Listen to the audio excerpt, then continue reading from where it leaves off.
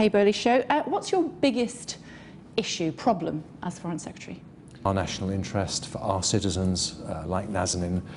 Should we, seen as you listed it at top of your agenda. How did your meeting with Sergei Lavrov go, the Foreign Minister?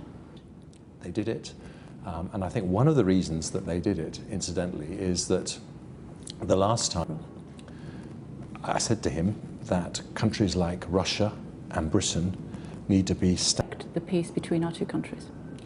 Well, it clearly affects the relations between our two countries.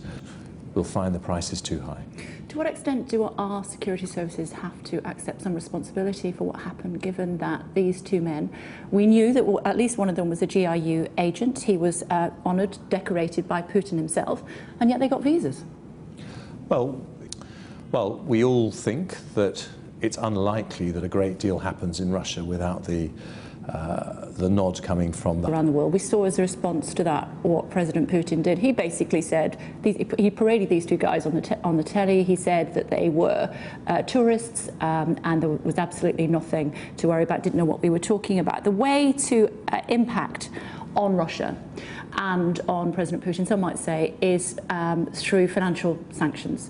You do have the ability to do that, but up until now, under the wealth orders that were brought in 2017, nothing's been done.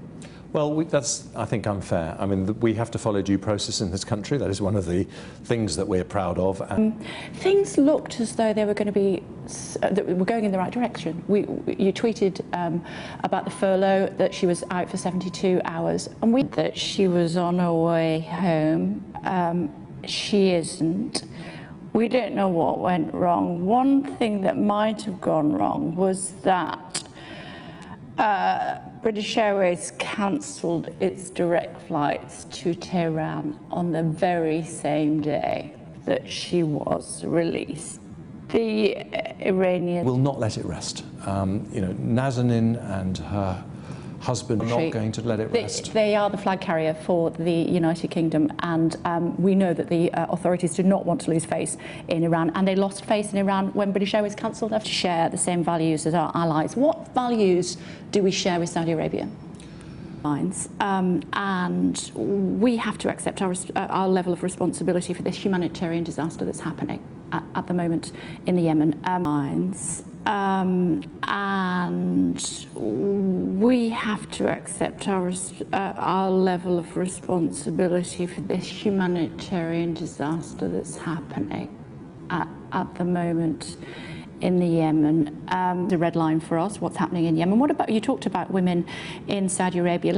I'm sure you're aware of the female political activist, but for the benefit of our viewers, Isra al-Gangam. She is scheduled to be beheaded. Her crime was to take part in a peaceful anti-government protest. What are we doing, what are you doing to try to stop that execution? Bills to Saudi, £4.6 billion. That's the reason that we continue to have a relationship with Saudi Arabia, isn't it? Expel those Russian diplomats in solidarity with us over the Salisbury poisoning.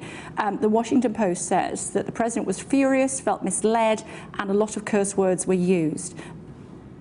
That strikes most people in this country and in the United Kingdom as plausible.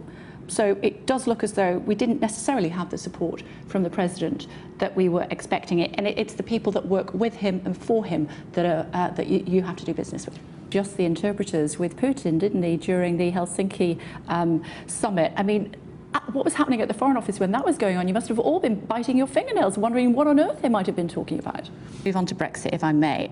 The Chequers deal is dead, finished, done. Now is the time to consider alternatives. What's the House of Commons? Chequers is dead. It needs to be something else. What's the alternative? Well, if I ask you about whether you want to be leader or not, you won't tell me. So what I'm going to ask you instead, I'm going to put it a different way. We have got a campaign at Sky at the moment called Make Debates Happen. We want political leaders to have to face up to each other ahead of any general election campaign. As you know, it's not written in law at the moment. We are trying to press for that. What do you think? Thank you very much.